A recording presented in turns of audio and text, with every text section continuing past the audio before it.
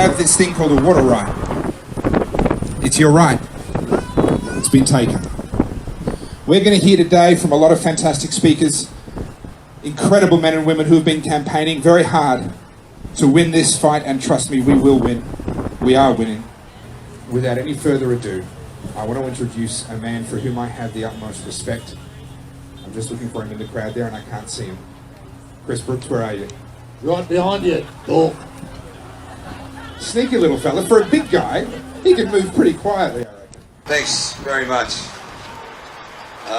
Topher, you're a champion. Thank Darcy Hare for finding him. That's all. It's a fair chore considering the only thing we had to go on was a video he did about 10 years ago when we were all a fair bit thinner. But Darcy found him and brought him back to life and making a few videos for us. Well, look at you now. We're in Canberra. And we didn't come for a haircut.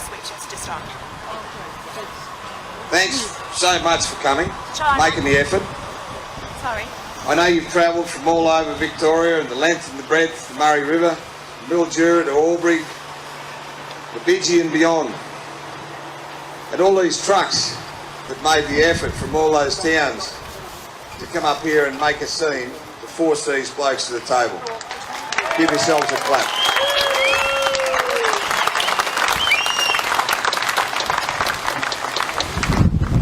This march started about 15 months ago. Some of you will recall we had a meeting with our local member Susan Lay at the RSL in Deniliquin, about 600 people, and we told her there was a problem with the MDBA and no water was unacceptable. And she was going to fix it, and she did nothing. So a few months later we traipsed over to Albury. It's about 1,500 of us went over there. We gave her the message again that things hadn't changed with the MDBA and we still had no water. And she did nothing. 3 months ago we lined up on the banks of the Murray River at Tokemore, and there were about 3,000 of us. And we made quite a scene, and it was really, really heartening to see not just farmers but all the local communities and people that supported the farmers. And we made enough noise to at least attract the attention of Johnny Barilaro and Melinda Pavey. They invited us up to Sydney, and we had a good hard long chat with them, and we explained the problems and we gave them some solutions, and they've since told Little Prouty can stick his plan. They're going to leave. Yeah. I hope they stick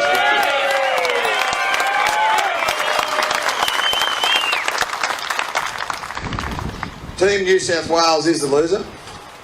And I don't want to make this a state versus state thing, because I'm bloody sure there are no South Australians getting any benefit from 2 million megalitres running out the ocean. But we're missing out on about $6 billion worth of productivity. And I cannot for the life of me believe why any government on this planet would support that sort of policy, threaten food security, and make your life miserable for no gain.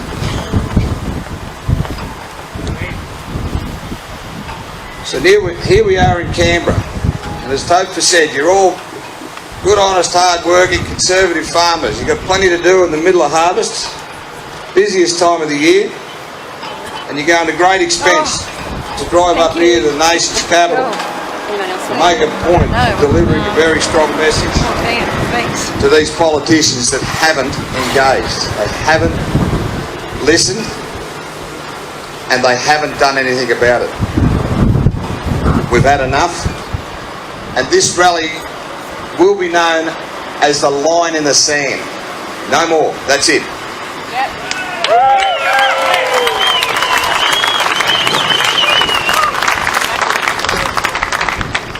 I had the pleasure and the discomfort of coming in one of those trucks to show those blokes where it is, because when you think about it, not many of them are delivering stuff up here. And I'd see a great big building on the other side of the water there, the War Memorial. There's 100,000 Aussies sacrificed their life. That's what we built that building for. And what I want you to know about the building on this side is that most of the dickheads in there are doing their best to tear this great country down. That's right.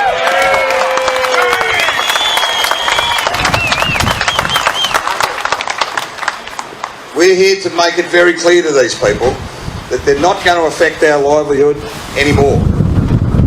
We have a water right, as Topher said, we paid for it, and it's in the storages, last year and this year. We have zero. They brought in a plan to take this water away from you people and waste it under the guise of environmental flows, which it's not, because as we all know, it's damaging those beautiful forests that we love and care about. Flooding those forests for 6 months of the year, killing those trees, silting up those rivers, eroding trees, killing our native fish, killing our crayfish, and the only claim to fame is breeding shitloads of carp. No more. That's it. No more. Not me, not you, not ever anymore. Not as long as we live. One thing I do want to say, and I'm not trying to wind anyone up, I want you to be respectful. We will behave today. They've tried to make us out to be thugs and bullies. They've done everything to discredit us. My wife, my children, and my granddaughter was here, are out in the crowd, and I don't want anybody to threaten them or endanger them anytime, anywhere, and that goes for these morons in that building. We're not a pocket of whinging rebels. We're not a minority of sooks from the south. We are thousands strong, and we represent, speak for thousands more at home. For farmers that just want to grow food, we don't damage the environment, and we're entitled to a life. And we're here to demand those rights back. I cannot believe and will never accept such stupidity to take so much water out of production and waste it out to sea by absolute mismanagement and cause an estimated $15 billion between the three valleys of Murrumbidgee, Murray and the Goulburn.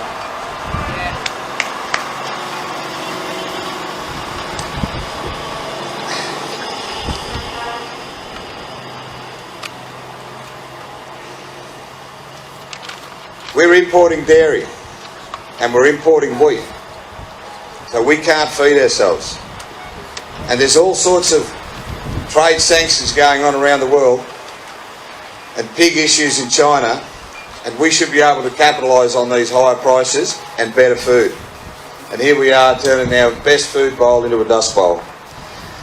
This whole process would have to be the most despicable act I've ever seen by any government against fellow Australians, and we don't have to stand for it any longer.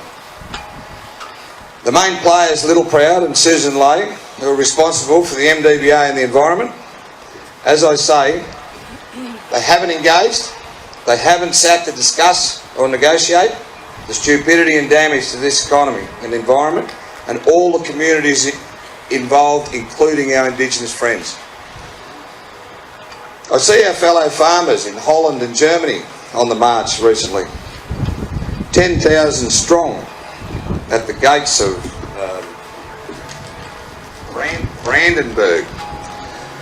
Brandenburg gates of Berlin. I was just reading it on the internet. The best banner I've seen said that there are 7.5 billion people in the world. 200 million of them can feed themselves, the rest of them need farmers. They wanted more subsidies. We have none. They wanted more respect. We have none of that either. And they want a bigger margin. We don't have much of that. My coach used to always say, don't ever push a loyal person to the stage where they no longer give a shit. It doesn't end well.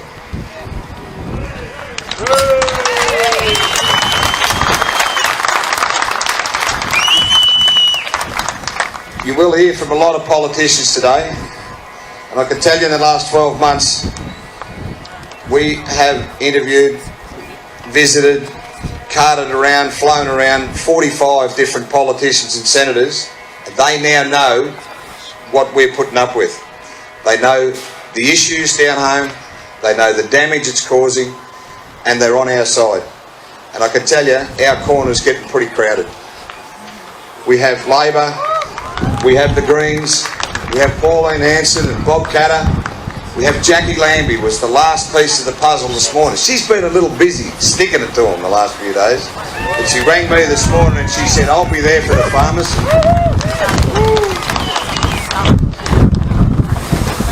Because of all you people making all this effort, coming up here to make a stand, there are people in this great team here that will have delegations visiting Susan Lay and David Littleproud today. And rest assured, we will be standing our ground and fighting as hard as we bloody can.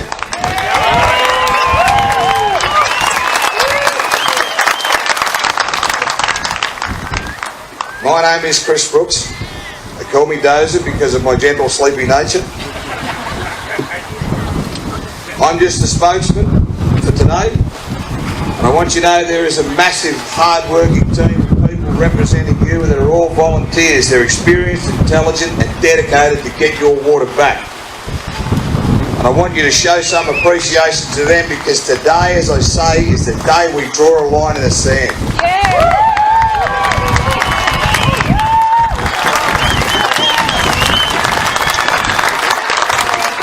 Settle down, Dozer. Settle down. All right. Well, I now have the pleasure of introducing our first musical item from Huck, a musician that many of you may or may not know, and if you don't know him, you're about to. And he's going to perform for us Rivers Run Red. It's so hard. This is a song I wrote with a friend of mine. Basically, it's a water song. We did it a few years ago, but I think it's pretty appropriate.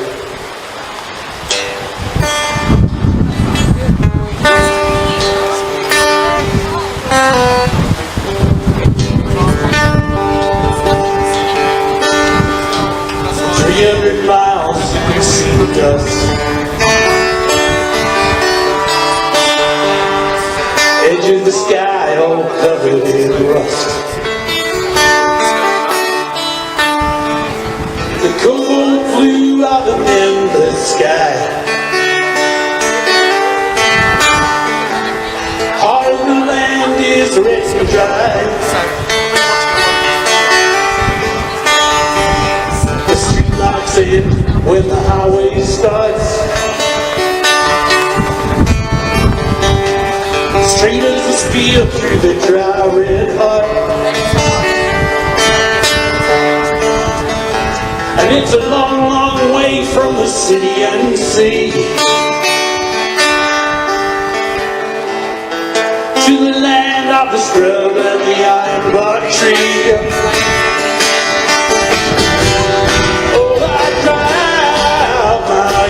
Down to the stream. Is this the end of the station? The end of the dream? There used to be water here in this hard and cracked old bed. Now the river runs dry. The river runs red. The Jackaroo pilot heads his chopper west. When you're moving a mile, you don't manage much stress. The stock winds crack and the sand flies sting. Gotta move these crackers on down to the spring.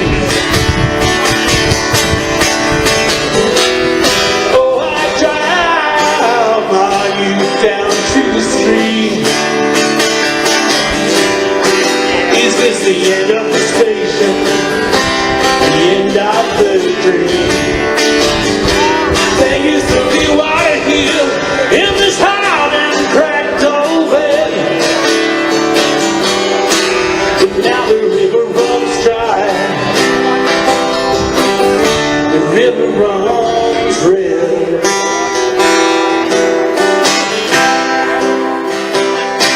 The river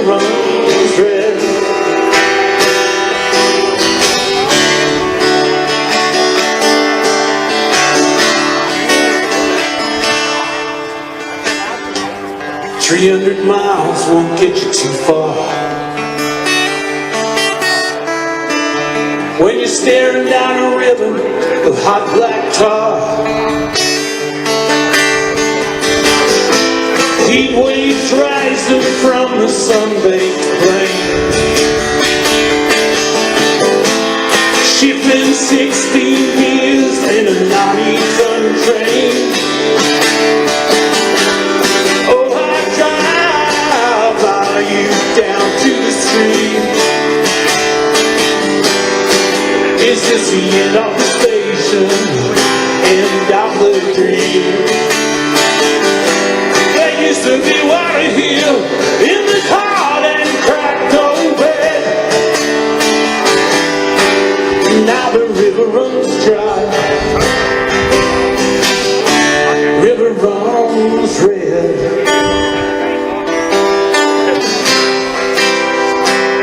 The river runs red.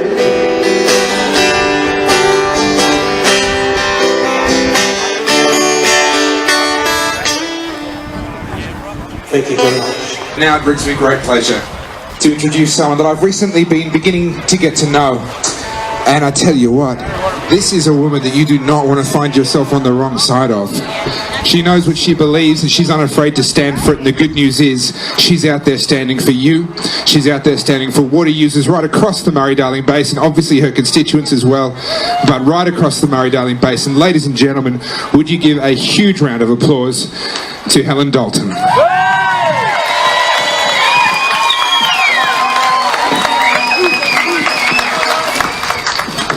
Last week, there was a concerted effort by the media and the government to attack farmers and blame us for the crisis that they have created. The irony, of course, is that Australia has the most patient and tolerant farmers in the world, but we have now been portrayed as aggressive, violent bullies. But does anyone, or did anyone read the Daily Telegraph last week? Well, if you did, you would have read that farmers are to blame for this mess. Unbelievable stuff. Apparently, we're not using our water allocations. That was what was said. For years, governments have attacked us for using too much river water. Now they attack us for not using enough. Work that one out. David Littleproud put out a media release that was snapped up by the Telegraph. They ran a front page and an editorial about how farmers were not tapping into their water. The fact is, Murray farmers have been begging government to be able to use water in the full rivers flowing past them. This was a disgraceful attempt to blame the victims for the government mismanagement. But it didn't stop there. We heard Murray-Darling Basin Inspector General Mick Kelty talk about how farmers needed to behave better and not to be so aggressive. I have one question for Mick. Have you asked for better behaviour from the politicians and bureaucrats who created this mess? More than 800 days have passed since the ICAC supposedly started investigating basin plan corruption. There were allegations of a minister allowing irrigators to pump during low flows. Allegations of government shutting down an investigation unit because they started investigating corruption. Allegations of a senior bureaucrat debadging inside information and giving it to corporate government mates. But since then, how many politicians and bureaucrats have been held to account? How many have faced charges? None. Not one. Yes, some farmers have been brought to justice, but the leaders who let them get away with water got off scot-free. Mick Kelty needs to be going after them, not the farmers. This corruption is what all those defenders of the Basin Plan talk about. That's the one thing we saw last week. All these opinion pieces in the media saying that we should stop or we should not scrap the plan.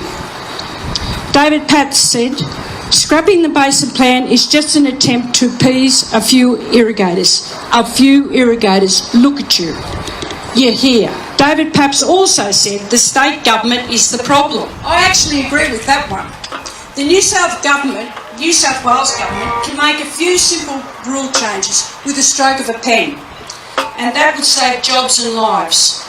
They could give back the water they took from us in 2002, the voluntary contributions, or what I call is the stolen water.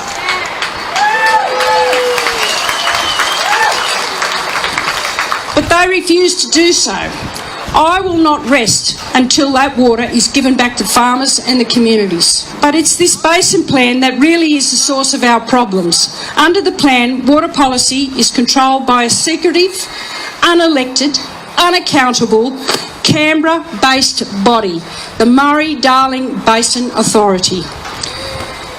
This authority has facilitated corruption, insider trading and mismanagement while making decisions based on flawed science. They also refuse to genuinely consult with the people in the basin communities. That's why we need to pause the plan and hold a Royal Commission. A Royal Commission would set the time frame for a better, fairer water management system.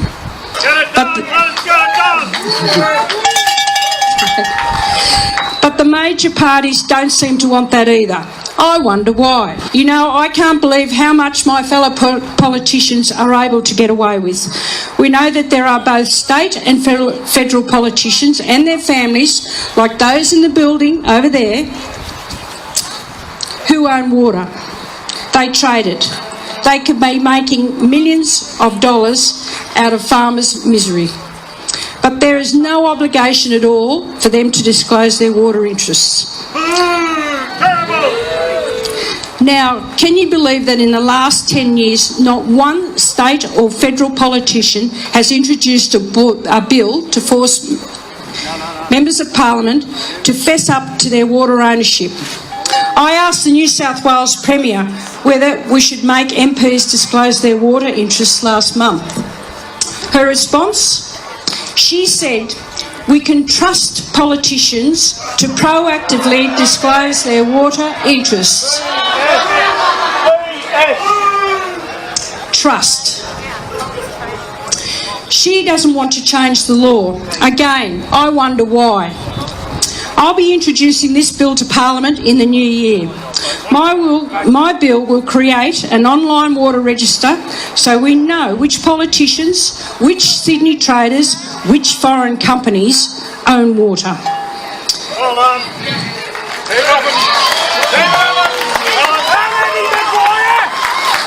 It'll be interesting to see who votes for it and who votes against it. But until then, we'll need to maintain the rage. Our country towns are dying and people are losing their livelihood for no reason at all. It's got nothing to do with the drought. It's got everything to do with the dreadful water management and corruption we've seen in the people in that building.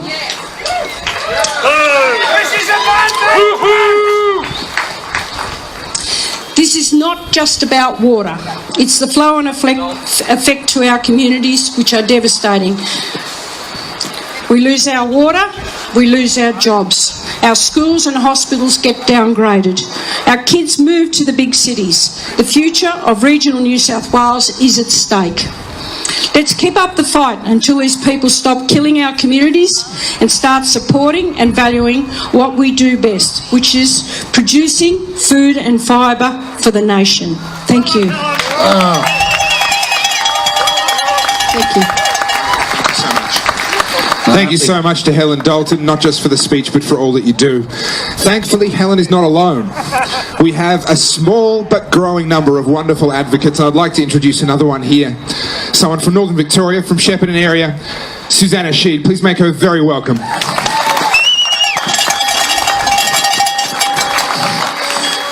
Well, I'm just blown away by the crowd that's here today, and we set off from Shepparton at 5:30 this morning and we've seen nothing but cars and trucks all the way, and we reckon there's over 200 trucks out there. There could be a lot more. So looking at the thousands here too, it's really awesome to see how people can pull together. And one of the really important messages, I come from Northern Victoria. I know there's a lot of Northern Victorians here today from Cobra, Machuca, Shepparton, Shepparton, Yumurka, Athalia, lots of towns along the northern Victorian part of the river, and we're all sharing the pain. We all have a lot of things in common. We might sometimes think the solutions are a bit different, but we can pull together on the big picture, and that's why everyone's here. And it's very important that we don't see ourselves get divided or conquered by that division. It's very easy to say some things are just New South Wales, others are other states. There's a big picture here. The Murray-Darling Basin Plan covers a very large region, and I just want to really stress how important it is that we stick together even though we see some different solutions along the way. We're really here to see the plan be fixed. We know that it's not working, and back in 2016 when it was flooding, we had our first study showing what the damage was happening in our area as a result of the Murray-Darling Basin Plan. So 2012 it starts. By 2016 we've got our first study, which everybody here in Canberra just disregarded, disrespected, but later came on board. They've now done their studies. They know the harm they're causing, but they're still proceeding. And we've got a Federal Water Minister who says that he's going to deliver the plan in full and on time. Now, isn't that extraordinary? In full and on time. In full and on time. We've got the dairy industry on its knees in northern Victoria. In 2003, we had 3,000 dairy farmers. At the beginning of this year, we had 1,000, and we reckon we've lost another 200 just this year. That is unacceptable. We're seeing impacts across so many industries. In southern New South Wales, with zero water allocation, watching high rivers flow past them, watching the lower lakes full, watching the barrages open and water going out to sea, are rightly angry about that situation. So something has to be done. They're still after the 450 gigalitres. Now, just last December, we had a situation where all the ministers gathered at the Ministerial Council, signed up, patted themselves on the back and said there'd be no more water taken out of the consumptive pool. Already 2 projects have been approved in South Australia on farm, taking more water out of the consumptive pool. We're being lied to, and that is unacceptable. We've seen what's happened to the Darling River. It is a degraded disgrace, and we've had studies showing that the river would not have run dry for another 3 years had proper management been put in place across the basin. We've seen floodplain harvesting in the north unabated, nothing done about it, and farmers along the Darling River suffering beyond all measure. Unacceptable, and I'm sure that there's some people from that region here today with a lot to say about it. Just last week we celebrated the turning of the first sod of the Hume Dam 100 years ago, the centenary.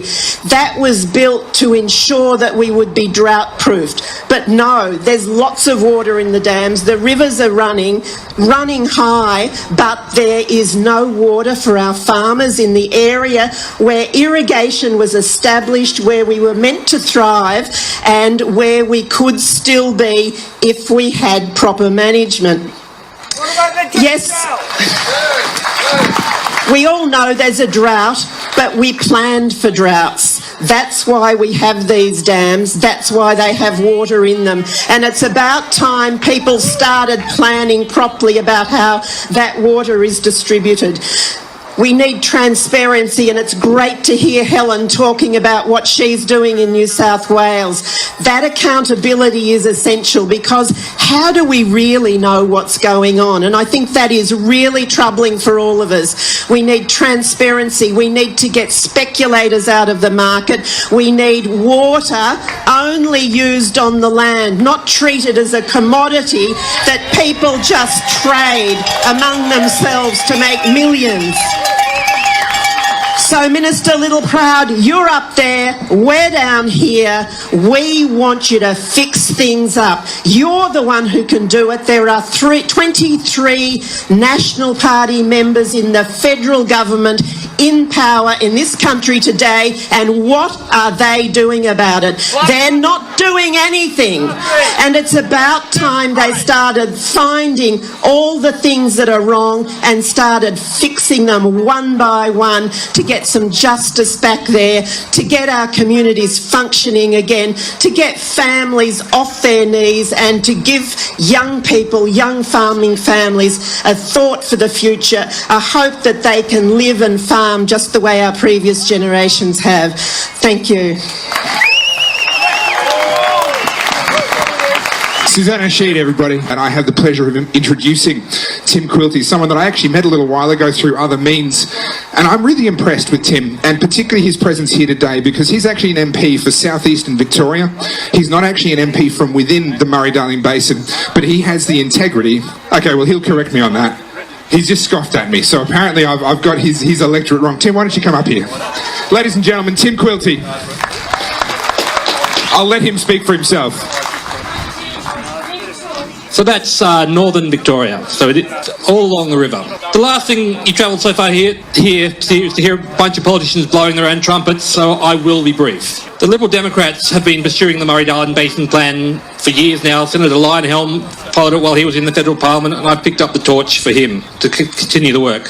So I'd like to thank everyone for coming here. I'd love to be welcoming all the National Party MPs who are here listening today, but we know they'd be rather listening to their city-based colleagues and their constituents. They're afraid to hear from some angry voters from their own electorates. So I expect they haven't mustered up the energy to walk all the way down here from the Parliament. Maybe it's time we replace them with some minor party and independent politicians who will listen to you. There's only one thing, the only thing that will focus their minds is their risk of losing their jobs. We're here today because the Murray-Darling Basin Plan is a man-made disaster. And the man who continues to make the disaster is in a, I was going to say air-conditioned office, but maybe it's heated today, somewhere behind me. I'm not sure what he's doing. There's obviously something more important, like planning his Christmas party. The man who's making this disaster is David Littleproud. Hear, hear. I'd like to know what little thing he is proud of. What on earth is he doing, creating artificial swamps while families are going broke and communities are being torn apart? Forget about creating a food bowl or a food basket for Asia. At this rate, Littleproud's legacy is going to be creating a dust bowl, a basket case of Asia. I don't know who he thinks he represents. The Water Evaporation Society, the Lower Lakes frogs and toads, the South Australian freshwater boating enthusiasts. Even though we've had 2 years of drought, there's plenty of water in the rivers. Millions of litres are flowing past us every day for no purpose. What's the point of having any infrastructure for water if we don't provide water to the people who need it? Maybe we should be letting some environmental flows out of the Canberra water supply. No, no.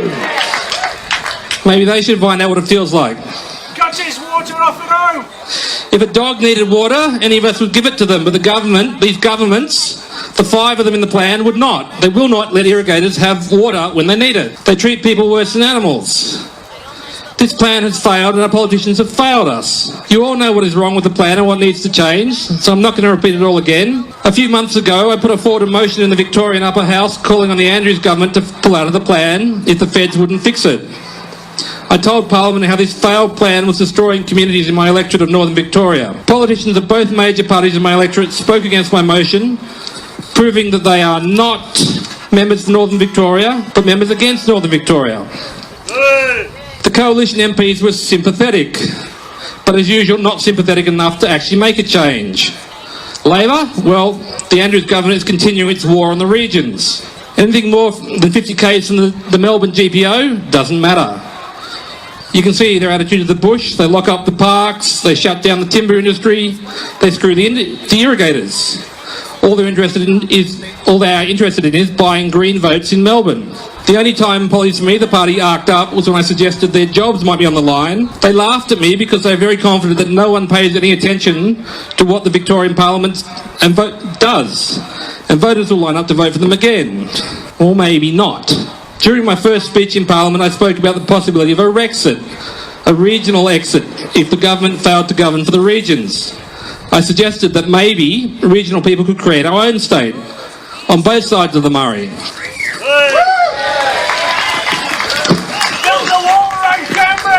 Since that time, nearly every sitting week, they've proven they don't care the slightest bit about country communities, country families or country people. If our current governments continue to fail us, maybe this is an option we should start to think about seriously. We can call it the state of the Murray. To undo this man-made disaster, we need to scrap the plan and get rid of the men and the women who made it. We need to literally drain the swamp and put it back to use in irrigation. Thank you.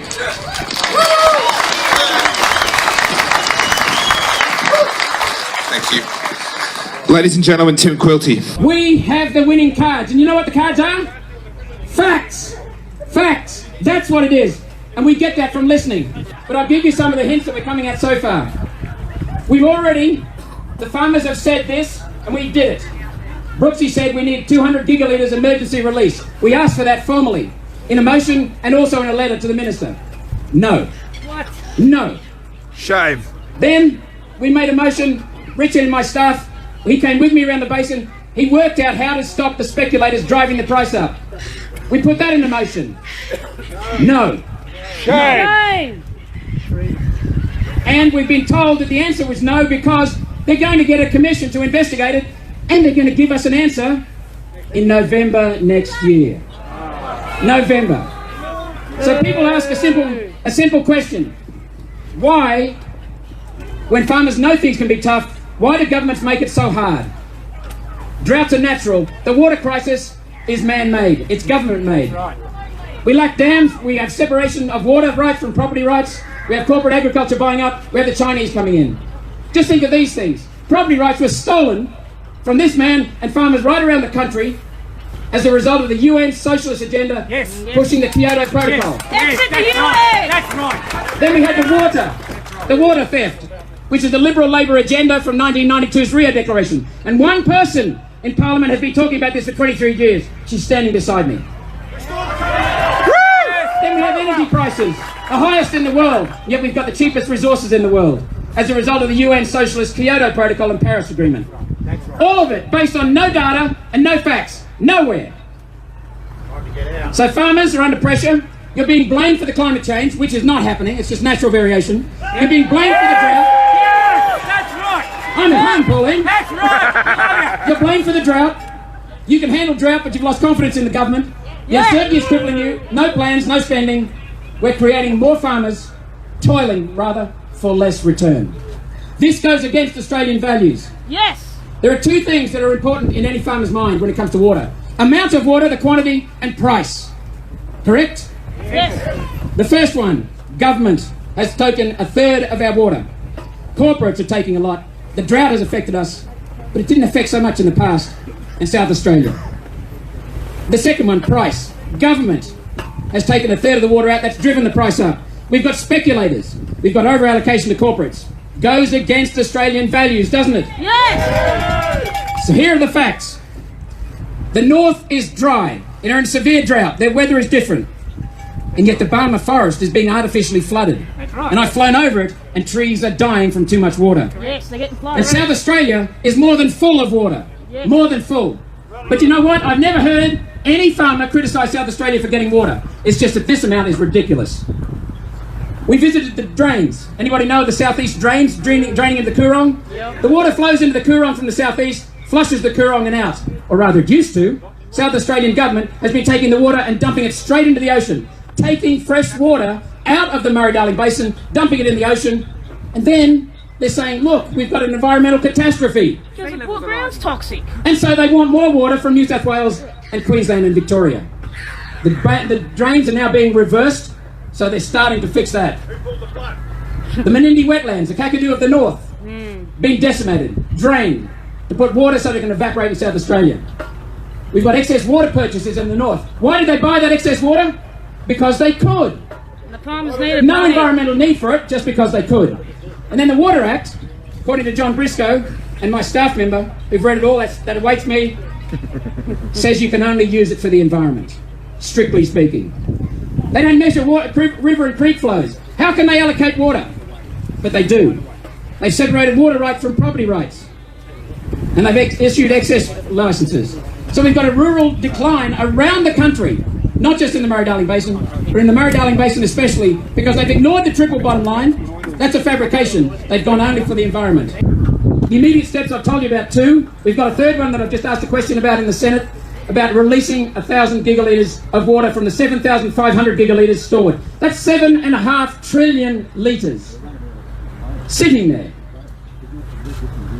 With an overall steps, a Royal Commission into the Murray-Darling Basin Authority, measurement of rivers and creeks, restore the basin to its natural basin and base that on the science, build dams outside the basin and put in Lock Zero. The real problem is Malcolm Turnbull. It is his Water Act. Yes, he is. The facts are going to expose Turnbull, Labor and the Greens. We haven't put a couple of things in here because it's still hot off the presses, but we also want conveyancing losses to come out of the environmental flows. Yes!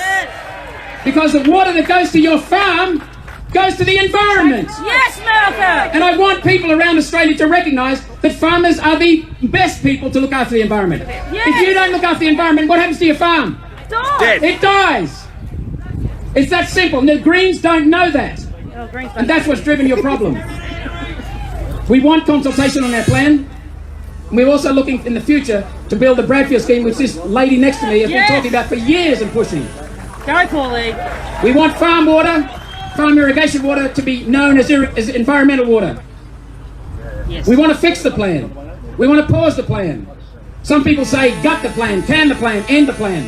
The real issue is that we have to have some plan. The real issue is the Water Act. That's what's wrecking this joint. John Briscoe, that American, made 4 points in his conclusions from his assessment of the plan, his submission. My conclusion is stark. I believe that the Water Act of 2007 was founded on a political deception. Yes. A lie. Yes. Secondly, that original sin is responsible for most of the detour on which Australian water management now finds itself. This is the detour. It's a dead end. It is fraud. But I also believe that Australians cannot find its way in water management if this act is the guide. The Water Act is the problem. It needs a new act that can serve Australia for generations to come and which can put Australia back in world leadership position in modern water management. That's where we were, at the top, and now we're scraping the bottom. What I also ask you to do is to stop the division. You didn't start the division, but we're not going to get anywhere blaming each other. The South blaming the North, the East blaming the Centre. The Greens, the UN and the bureaucrats use the tactic of division to keep you separate, to keep us all weak. We need to unite so that we are strong. Together we can do that. Yes, leave the UN. One nation, yeah, we do want to leave the UN. One nation is all about listening, researching and working and then putting on pressure. One of the wisest people that has ever lived is an American, Thomas Jefferson. He said, there are no farms in cities, but there are no cities without farms. The only reason we have a city is because a farmer is working hard to produce a surplus. Otherwise, all these people would be on the dirt scratching too. That's right. So remember that. There are no cities without farms. But I want you, please, to be very proud of farming. We've had the guts kicked out of farmers. Blame for this, blame for that. You are the guardians of our country. The best person to look after the land is the owner of the land. So Brooksy said the core issue is freedom. And we all know how to free you and us. We just have to have the will to get on with it. So let's work together because everyone here is pro-environment and pro-human. Yes. Thank you. Thank you, Malcolm. Thank you. Today, you've got to thank each other for being here because the trouble is, if you didn't come and make this effort, you wouldn't have got a clear message to the Parliament. Don't worry, they'll be watching this and the number of people that have come here. So they didn't come out, that's for sure, but you did. You've made the effort to come here today. Your voice has not gone unheard, I can assure you. I have been fighting for these issues since I was first elected in 1996. They thought I was a nobody. They thought I just didn't have common sense. They thought I came from a fish and chip shop. Well, little did they know about me or my resolve to know about this nation. Keep the bastards on! I may not have that a university degree, and I know when I came here, they all looked down their nose at me, thinking, well, who is she? Well, this little redhead wasn't going anywhere, and they've thrown everything at me over this period of time. But what informed me, or who informed me, was you, the people, that brought to my attention that first time around to tell me about the Lima Declaration, the Agenda 21, these treaties that we signed with the United Nations. This has been orchestrated, what is happening in our country. And a lot of these bloody idiots in this place have no idea. They're all yes people. They don't research, they don't understand, they follow each other when they come to vote. And they haven't got the bloody guts to stand up, and that's what I told them today in for Parliament. They haven't got the guts to stand up to represent their communities. They're all yes people. And as I said, maybe I don't always get it right, but I know in my heart that when I leave this place, there won't be regrets because I never stood up on my values and my morals. But I have fought for the farming sector since back in 1996, when they got rid of the pork industry and the orange growers that they wanted to get rid of Griffith and Leeton. And there was the sugarcane growers that they didn't want to be in the code of conduct. And now at the moment it's the dairy farmers. And those people that are here today, I acknowledge the dairy farmers, and I know you're doing it bloody tough. But I will not give up until I get a fair farm gate price for your milk. You deserve it. The processors will not win. And most of the processors in this country are foreign owned. There is no food security. So all these multinationals or foreign ownership of our farms and of these processing plants, whatever, there is no guarantee if we run short of food that that food must stay in this country. There is no guarantee of that. So when there is a shortage of food with escalating populations throughout the world, where is the food going to come from? They have destroyed the farmer. And I'll tell you this too, and I remember years ago, John Anderson said, we've got 125,000 farmers, we can survive on 75. Guess what? I think we're below 85,000 at the moment. This has been orchestrated to end up the way it was. And under Agenda 21, they sent people out to look at privatising water around the world in first world countries. And that's exactly what they did here. This has been all orchestrated. Why the hell have we got 20% of our water in the ownership of foreign ownership? Why is 15% of our licences in foreign ownership? You can't find out on a national register who owns water in this country. John Howard should never have separated land from water in 2004. And until we get that turned around, water must be connected to land. The whole lot. Malcolm has expressed so much here. And we have been working extremely hard. I haven't jumped on board in this last few minutes to deal with water and what's happening in the Murray-Darling Basin. We did that trip 3 years ago. We spent the time in that bus and we spoke to the communities, townships, businesses, farmers, to understand it. Everything that I do in this place, I spend the time and effort to research to know what the hell I'm talking about. And that's a lot more than what the other members do. So we will continue with this.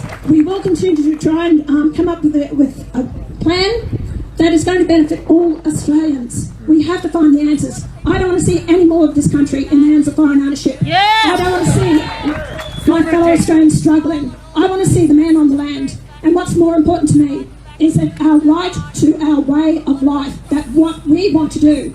If you want to do farming, that is your right. I don't care if you make $1 million a year or whether you make enough to put a roof over your heads and food on your table. It is your choice, and they're taking that away from us. And when I listen to the younger generation, they say, no, we can't stay on land, there's no future. Or I hear parents tell their kids, go and find a job somewhere else.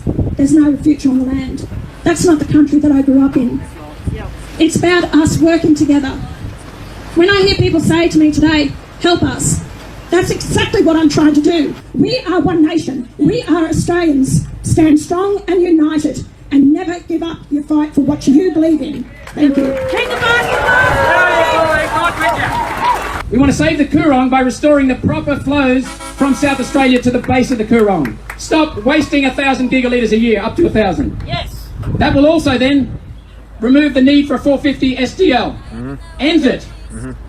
So that frees up water in the north. We want to save the Menindee Lakes by managing it properly. We want to return 200 gigalitres of water from the northern basin to irrigation. Excess now, it's wasted. They only bought it because they could. We want a better balance for irrigation water and lower prices. The details are in here. We want transparency because transparency is confidence. We want a list, as Pauline said, of who owns the water, when they're using it. We want it real time. They can do it for energy, they can do it for water. We want weirs to be either built or to be extended, deepened around country towns out west. We want the lower lakes to be known as to be returned to as they were. Salt water. Salt and fresh, according to how much water comes down. They were sometimes fresh, they were sometimes salt. Let's have the truth. We want to build Lock Zero and protect Adelaide's water. And we want to build dams. Yes. But above all, we want to sort out the Water Act. And I want to compliment the people wherever I've been. Initially, people are saying, yes, those bastards up north, or those bastards in Adelaide. The reality is, we're talking to dairy farmers in Adelaide. They don't like what's happening up here. They're willing to help. They're open to this. We're talking to people in the south. They're understanding. People in the north, they're understanding. All we've got to do is work together. And we've got a few more things to come on there, but we'd like to get your feedback. Thank you very much for coming. We really appreciate it. I just asked a question of the Minister for Agriculture and the Minister for Drought with minimum pricing in the milk. And I said, if you got, when I went to university before they found out I was there and booted me out, they taught me that where you've got 2 buyers and 6,000 sellers, the sellers have got no hope, they're going to get screwed. Now, I don't know what university this bloke went to, or have you ever read a book in his life, but he said, no way, you'll destroy our overseas markets. Well, I want to tell you today how good this free market policy is. And I thought one of the better addresses I ever heard in my life was the last address Pauline gave when we did our drought tour. And she said, all of Australian farmers are going broke. Every farm's going to be ultimately for sale. And who's out there to buy them? China! You know, China! Yeah, we know who's out there to buy them. We know who's out there to buy them. Now, this is the great success story that we started on 30 years ago, 25 years ago. The free market story. Our cattle numbers are down 32%. That's how successful it's been for the moo cows.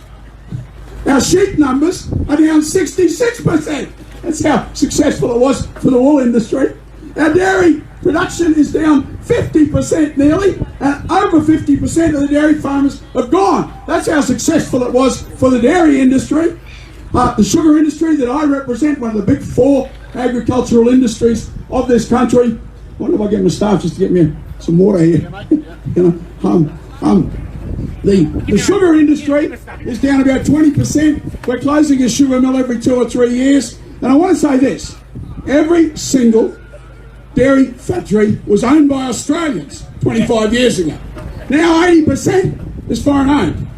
Every single one of our sugar mills was owned by Australians in Queensland. Now none of them are owned by Australians. Now, those are the big 4. The next biggest one is fruit and vegetables. None of you will believe me when I say this, but I'm going to say it anyway because I find it hard to believe myself. Australia is a net importer of fruit and vegetables. Australia! Now there's a fool that supposedly couldn't let a duck to drink a glass of water. But he was walking around the place in his big hat saying, we will be the food bowl of Asia. We're going to introduce free markets. The agriculture will explode. Yeah, explode a bit like the atomic bomb exploded on Nagasaki. Explosion, I would think. So we're a net importer of fruit and vegetables. We're a net importer of seafood. We're a net importer of pork. So tell me where your success story is. The whole of agriculture is closing down. And I sat there and listened to this young know-all tell us that it's fantastic. And if you dare interfere, the world markets will close. And as one dairy farmer yelled out at one meeting, he said, well, they should. If we're expected to produce below cost of production, then close that market. Good point. Let me turn to water. I'm the only member of Parliament that has been, Pauline wasn't in the House for some of this time, the only one that went to all the Murray-Darling meetings. For 2 reasons. One,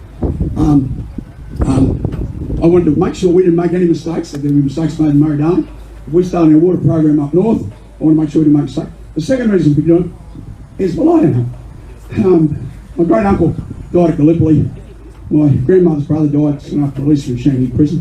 What the hell did they die for? What the hell did they die for? With a bunch of traitorous thieves up here, a bunch of traitorous thieves selling the country off morning, noon and night. And I don't have to go any further than the last 2 weeks. The last 2 weeks. They sold off arguably the last of our major dairy processing plants to China, and they sold off the 3rd biggest cattle aggregation in Australia to Chinese and Indonesia.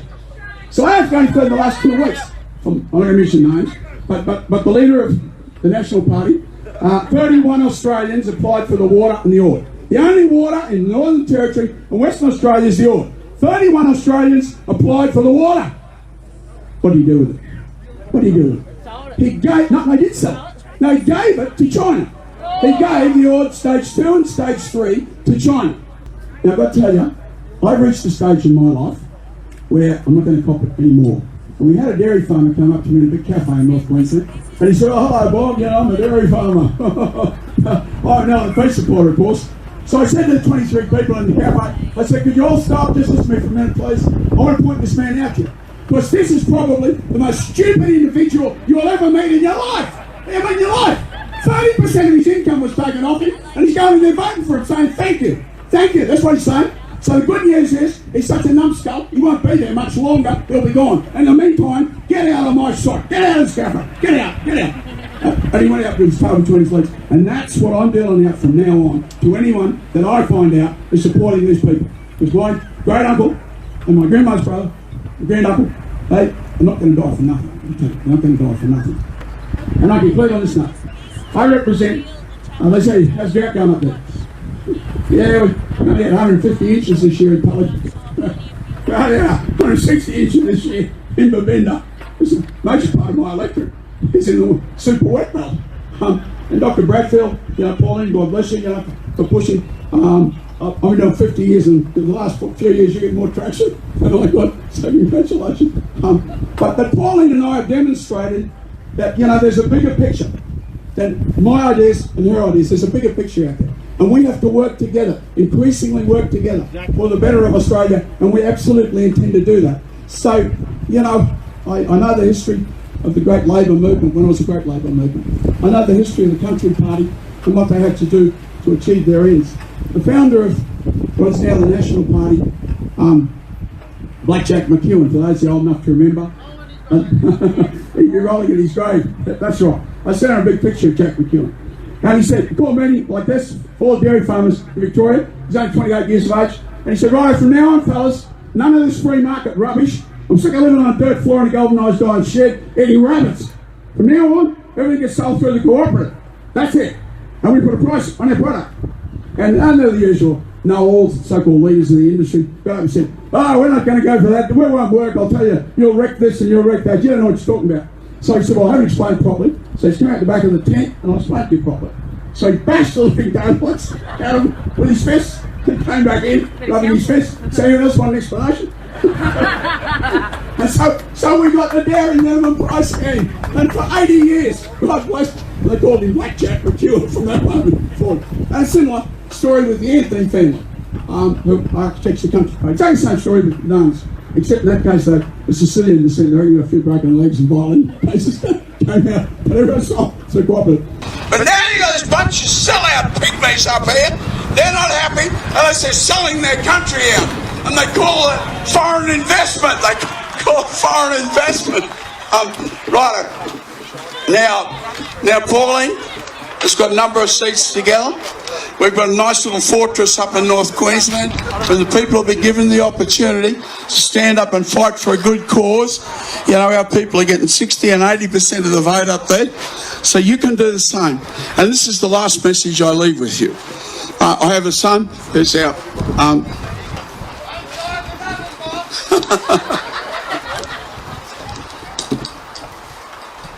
well, I got the consolation many others will be dying of thirst.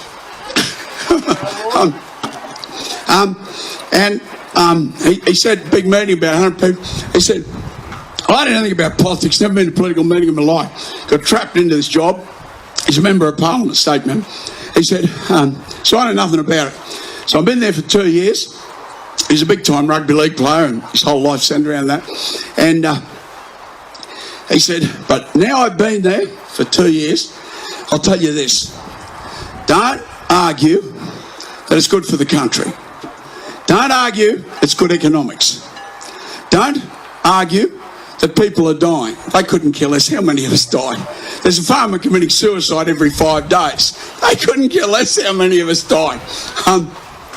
They couldn't kill us. He said the only language they understand is a smack in the mouth. So all of you, are you going to give them a smack in the mouth? A smack in the mouth. That's the only language they understand, and they're going to cop it. They're going to comment. That, Pauline, and I promise you.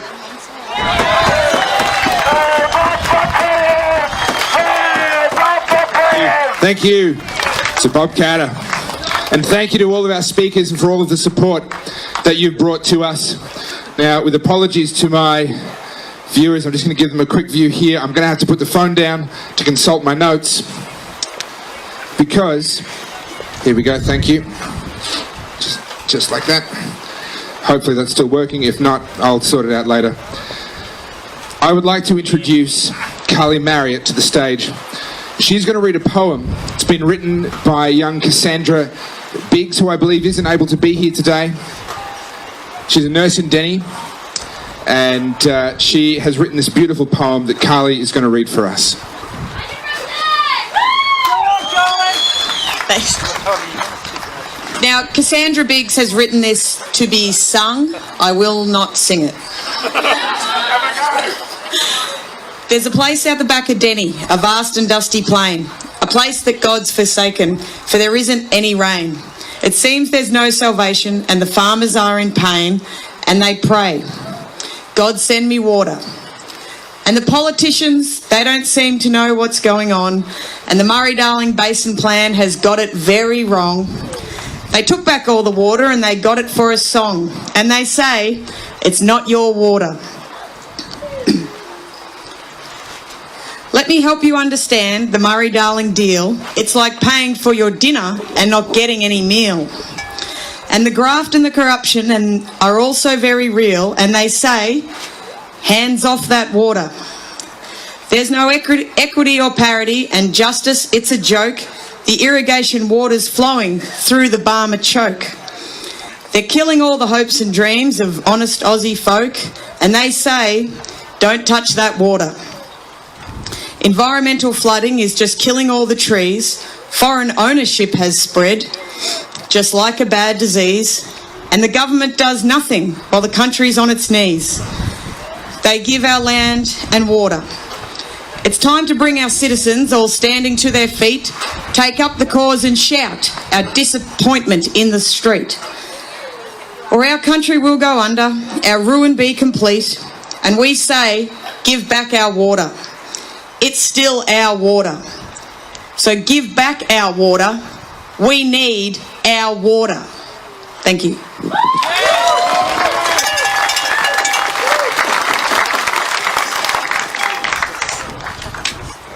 So apparently that is actually going to be released as a song. And I'll make sure I put that up on my page. I'm sure it'll go up on Speak Up for Water and so forth when that happens.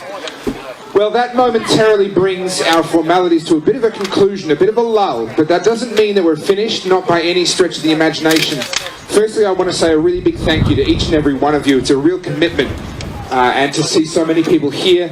Many of you have driven for many hours this morning, or you started driving yesterday. I know I came up from Melbourne yesterday for this, and the story's the same for a lot of you, so thank you. Thank you for being here. I actually got a bit emotional seeing all the trucks come in and seeing some of the truckies and some of their passengers with tears in their eyes because they pulled up and they saw thousands of us here. That was a beautiful moment, a moment that I certainly know that I will remember for a long time, so thank you. What happens from here is fairly simple. Right now, inside Parliament House, we have a delegation that are in negotiations, and the fact that they haven't come back yet is actually a good sign. They haven't been thrown out on their ear. Brooksy's in there. Go to help whoever he's in there with. But he's in there. Now we're waiting for them to come back, and we're waiting for an update to hear from them. What is the result of their discussions and their negotiations? Now tomorrow, we have a meeting here starting at 8 a.m, marching to the National Farmers Federation, because we'd like them to hear from us as well. So, if you're staying in Canberra, please join us here at 8 a.m, and join us on that march to let them know that maybe they need to change their name to the Multinational Farmers Federation, because there's a lot of farmers here that don't feel very represented by them.